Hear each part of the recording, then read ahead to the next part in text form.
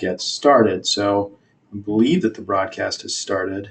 Oh, great. So Savannah, thank you very much. I really do appreciate that. Hassan, thank you. So great. Heather, very nice to see you, one of our previous campers of the week. So Penny, thank you so much again. Kate, wow, we're getting all kinds of people. Looks like we can hear us. So thank you very much. Kate, Valerie, so thanks a bunch for piping in and let me know you can hear me all good. So I'm just going to go ahead and get set to share my screen, get my slideshow started here, and then definitely looking forward to getting started here promptly. So good. So you all should be hopefully looking at my screen here and see a nice week 6. So looking forward to completing week 6 about negotiation skills.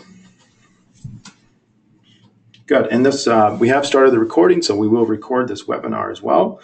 And again, I look forward to delivering whatever I can with you all. And it should be good to go.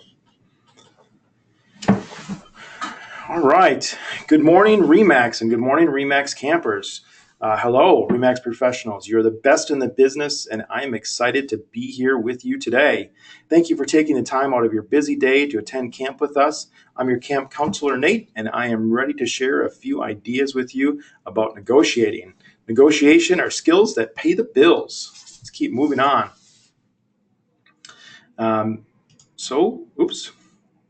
Just kind of a recap of where we've been so far. It's hard to believe that we're already in week 6 of camp for 2017.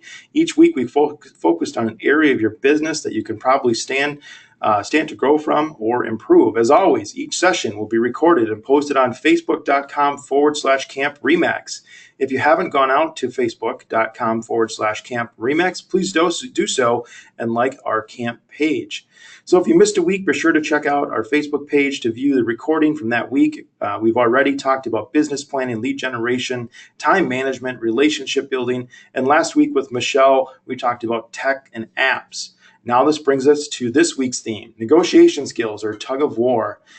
Let's look at how we can use these skills to pay the bills. So we negotiate every day, so you are already pretty good at it. Just think about it for a second. If you have kids or you're around kids, we know that we negotiate with them all the time. With a child, it often starts with, can I? Or may I have this?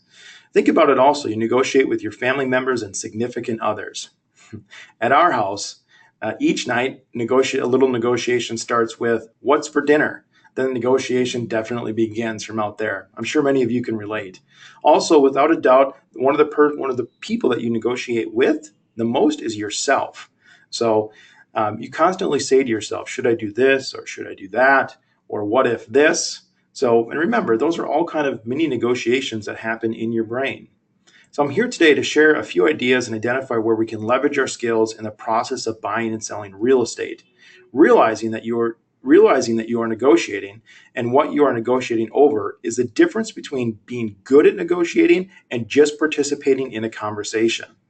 One quick thing, this is not a session about overcoming objections. It's a whole different topic, and we would need a lot more logs on our fire to tackle that topic. So let's break down what a negotiation is and where in a real estate transaction your skills can come in handy. A negotiation is a discussion aimed at reaching an agreement. Remember, it's a back and forth conversation about a compromise. In our business, there are a few main areas where we negotiate. The first is a listing agreement, or potentially getting a buyer to execute or sign an exclusive right to represent. Then when an offer is made between a buyer and seller, that's often where our negotiation skills come in the most handy. Next, it could be when you're working with those addendums, or in like inspection contingencies or financing contingencies, or maybe you're negotiating over closing costs. So we negotiate kind of throughout a lot of the sales process. So think about it. If a appraisal comes back low, we're going to negotiate over that too. So we negotiate a number of different areas throughout the real estate transaction. Something that can definitely be helpful is preparing for negotiating. before you write that offer or before you start to work with someone, sit down and just kind of really think about, what am I going to bring to the table and how can I prepare for the negotiation? A great rule of thumb is knowing the parties as best as you can will help you negotiate. Learn as much about you can about the other agent, potentially the sellers and buyers that you'll be negotiating with. And as I mentioned, that other agent is pretty important. Ask around your office and see if other agents have done transactions with that other agent who you may be negotiating with. What was their style? What was their tactics? Of course, there's unwritten rules and there are rules regarding negotiation. Be sure that you know those rules. For sure, don't be rude or unpleasant. Get back to the other party as quickly as you can. Obviously, get it in writing. Verbal negotiations are easy for a reason. They're not binding.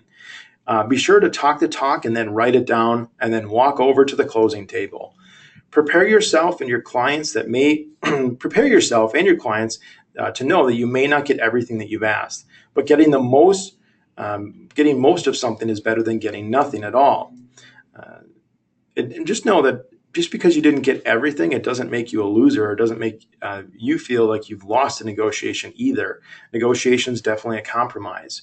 Something to think about is this fantastic quote: the first rule of negotiation: be prepared to destroy the other side and then choose not to. That's a quote from Dave Logan.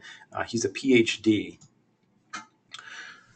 Let's talk about the 5 tips that will help you negotiate more effectively. While many people think negotiation is truly about winning and losing, it's really about how do we compromise and help both parties get what they want. Remember, and if you don't get all what you want, it's not a losing. You're not a loser. We've just compromised. So, tip number 1, know what you are negotiating about. Negotiating the purchase of real estate is complex. No property is unique. So, know what you are negotiating about. Do you really know? Overall, the sale of the property is the end goal, but there may be many items that come up. Be sure that you know what you're really negotiating about. Is it really about the bad furnace? Or is it the fact that the furnace is old and the buyers really want it inspected by a professional that can give them an idea of life expectancy on the furnace? Remember that furnace is attached to a house, so we're really potentially negotiating over the sale of the house. Keep that in mind. Also keep that in mind with your clients as well. Asking for clarification will help you understand what they are really after. Paraphrasing what you've just heard will confirm to the other person that you have the same understanding about what you are truly negotiating about. And then from there, setting proper expectations of how a negotiation works will really help you in the long run. Prepare that buyer or seller to realize that there's really 3 things that can happen during a negotiation. The other party can accept, reject, or counter. There's really not a whole bunch of other things that they can do: accept, reject, or counter. Most of the time, these are options. Explaining that the other party also has the same options will help your clients know what the process is. And just because someone asks for something doesn't mean that the other side will be obliged to their request. Having a clear understanding of expectations also means the next time that a negotiation point comes up, your clients will know what to expect. So you have a clear understanding of what you are negotiating about, and expectations have been set. Now we're in the thick of negotiating.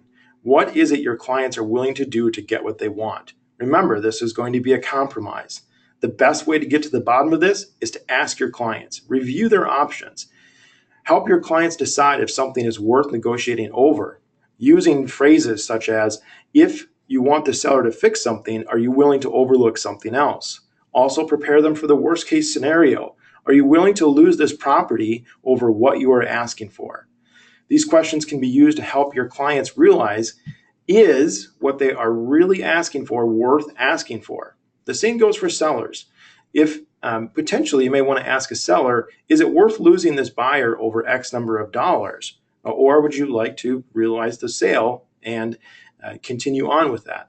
Remember, remember that mainly the options are the same: accept, reject, or counter. Sometimes we get stuck negotiating over something that may or may not be an issue. Remember that darn old furnace? You may want to bring in an expert for an opinion too. We don't have to burden ourselves for also becoming an HVAC expert or plumbing expert or septic or mold expert when there are plenty of experts out in the world that can help us. Also, bringing in an expert can also move the negotiation forward or potentially put it to bed. I call the bringing in an expert the Pawn Stars method. If you're not familiar with the show, they're always bringing in experts, somebody else to give a value of opinion, to give an opinion on value. And they're taking that person's opinion and putting it to place. So just remember, we don't have to be we don't have to be an expert at everything. And using the Pawn Star method of bringing in an expert can really help move the negotiation along. And it also helps us because we don't have to be experts at everything from a real estate perspective. All right. So remember, keep that ego in check. Can you believe it? There's egos in real estate. Just remember, this isn't about us. Unless you're the one buying the property, the negotiation isn't about you. Be kind to your fellow real estate professionals. Personally, I've fallen into the trap of being overly emotionally involved in the transaction because I really want my clients to be happy, and I truly believe what they are asking for. However, before you text, call, or write the other agent an email, take a step back, take a deep breath, and refer to tip 1. What is this negotiation really about? To be truthful, it's not about you. It's about helping your clients get what they want. And remember, a win-at-all-cost attitude will not do in a professional negotiation setting. Finding compromise and being okay with the outcome, as long as your clients are okay with the outcome, will serve you well. Will serve you well. Remember Dr. Logan's quote, "Choose not to destroy the other side." While I can definitely attest to the fact that I really want things to go my way and I'm willing to do what it takes to make it happen, we can always choose to not destroy the other side. Tip number 4, stay away from understanding why they won't. It can be beyond frustrating when the other party says no or counters with something that just won't work. Often buyers and sellers ask, why won't they? The belief is that we need to understand the reason why someone won't do something. Personally, I say, who cares? Think of it this way. What are they willing to do? Work to find what they are willing to do. How can we move forward is a great question to ask someone who won't budge. Another solution to moving the negotiation forward is, this is important to my clients. What solutions can you come up with? Putting it back on the other agent or the other party to come up with a solution is a great way to move things forward. You never know what they're going to say. And remember, we are always after to find compromise. Telling them that we want to move forward, but we need help, asking for help from the other side, specifically that word help, triggers a human emotion reaction that will, though most of the time, they'll offer to help in some way to move that negotiation forward. Just remember that we're doing everything that we can to avoid a straight up rejection. We're really after an accept or a counter. So just keep that in mind. And remember, I know it's frustrating. I know that we want to understand why people do things, but I'm not after understanding. I'm after what can we do to move forward. Of course, in real estate, we have to always watch out for the commission-ectomy. If this hasn't happened to you, I can almost definitely say at some point in your real estate career, it will. So often when negotiation stalls, buyers and sellers look to us. Keep in mind, tip number 1, what are we truly negotiating over? If we're talking about that darn old furnace and the buyer thinks it should be replaced and the seller says it's fine, and well, in order to get the deal done, the buyer really just wants the seller to pitch in half, and then it comes, well, if each of you will just pitch in half, then we'll get a new furnace as well. Remember, that's not what we're negotiating over. We're negotiating over the furnace, not my compensation. And yes, we want everyone to be happy, but if a commission-ectomy happens, everyone will not be happy. Particularly you. Don't let the other agent drag you down this path either. We are valuable and we earn our compensation. Find another solution that doesn't involve you giving up your compensation. That's already been negotiated. A few suggestions to avoid this is to tell them you need your brokerage approval before you can do this. This gives you time to think. Goes back to that being prepared side of things. And now the clients need to negotiate with another person. Frankly, Just avoid it if you can. And keep your clients focused on what they're really negotiating about. And it's not about negotiating over your compensation. It's already been done. So, truth be told, if the amount of money the buyer and seller are haggling over is negligible, I can confess that I've personally sometimes kicked in some coin to make the transaction move forward. However, your clients need to know that this is a one-time solution. This every single time that we can't agree doesn't mean that they have the right to pickpocket my compensation. So remember, even before you write an offer, you may want to check out the other agents. Sometimes other agents are known for this type of tactic to get things done. If that's the case with this individual agent, just be aware. And that kind of goes back again to the preparedness side of things. I know we're moving quickly, but I'd like to now just kind of bring you through those 5 things just one more time and just have a couple seconds for review. And we have covered a lot of information. In review, let's just remember the main points. Know what you are negotiating about. 2, know what your clients are willing to do or to not do. This will help keep you. This will help you in getting them what they want and also setting proper expectations. Tip number 3 was keep your ego in check. Remember, it's win-win, not you win. And I know it's a big trap that a lot of us get caught up in is I just want to win. What's the prize? I don't know, but I just want to win. So, and that's frankly because we're salespeople and we want to win. Just remember that winning is always not going to be an option and keep that ego in check. We don't have to understand why someone says no. If somebody is stalling in negotiation tactics, don't focus on the no or potentially understanding why. Focus on how do we move forward. Remember that. What are they willing to do? How can we move this forward? How can we find a compromise? And again, watch out for that commissionectomy. So we have already negotiated our compensation oftentimes before the sale of the real estate happens. So just remember, what are you truly negotiating about? Also remember that a negotiation was defined at a discussion aimed at reaching an agreement. It sure feels like a tug of war with the rope being pulled one way, each different direction by different parties. And remember, it's over when everyone gives a little bit. Now let's talk about a few resources potentially for you to be better at negotiating.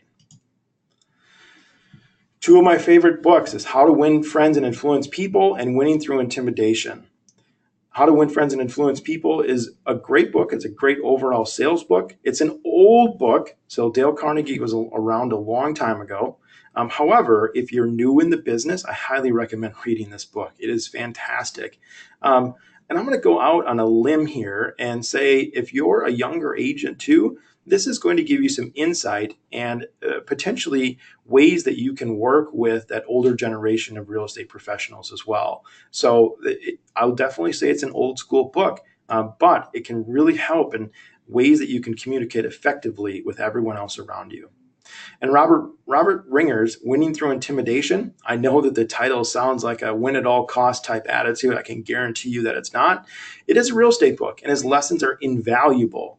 In fact, his advice about working in the reality is how I came up with point number 1. What is the reality of the situation? What are you negotiating about? By the way, these books are great, as I mentioned, for newer agents. They can really help newer agents grow. Also, seasoned professionals, if you've been negotiating a long time, I guarantee if you pick up Winning Through Intimidation, if you can find it, it is a fantastic book. So, and you'll definitely pick up a few things as well. So these books can often be found at half-price bookstores. I want to let you know that both books are available in audiobooks as well. The National Association of Realtors has a RENE, or Real Estate Negotiation Expert certification. It's a 2-day course, and you can check with your local continuing education provider and see if there's a class near you. All right, moving on to the camper of the week. I would like to shout out to Barbara Lynn of Remax Elite in Brevard County, Florida. Thank you, Barbara, for tweeting out this great collage of pictures. Sitting with your significant other, watching the sun go down and getting ready to stargaze is what really drew me to select you. Thank you for the wonderful photos, and thank you for being our camper of the week. I know that we've got a little something for you that will get sent out. And again, thank you very much, Barbara. I really like your photos. I understand that they're not all of stars, but I think that getting ready to stargaze is just as important of looking at the stars. You could be our camper of the week. So I would like to challenge you in keeping in line with our tug of war theme. We would love to see you and your office besties playing tug of war. Get creative. And of course, bonus points will be awarded for retro photos, funny photos, and of course, Remax themes. Make sure that you use the hashtags Camp Remax, whether it's on Facebook or Twitter. And remember, if you're posting on Instagram, be sure and tag Camp Remax. Also, feel free to go out to our Facebook page, ask people comment with their photos, and comment as well. We sure do love to see them, and we really like the social interaction from everyone. This has been a fairly quick Camp Remax. I was told to keep it about 20 minutes, and we are 19 minutes. I'm really looking forward to that. Last but not least is please join us next week. Get your gear ready, and let's go hiking with our camp counselor, Andrea. Join us next week for our Camp Remax session on building a database and a follow-up plan. Now, please go forth. Remember my 5 points about negotiating. And again, thank you for attending camp. And also, don't forget to like our Camp Remax page. We look forward to communicating, and I really look forward to those tug of war photos for next week. Thank you all very much. And if you have any questions, please go ahead and put those in the question box. I'll be more than happy to answer those questions after the session is over. I'd also like to remind you in your GoToWebinar menu on the right-hand side, you can click handouts, and my entire presentation and all my 5 points you can download right there from this screen. Of course, this webinar was recorded, and we will post it on our Facebook page along with a handout as well. So again, thank you very much for attending this Camp Remax session, and I look forward to working with you. So, all right, thank you all very much, and have a great day.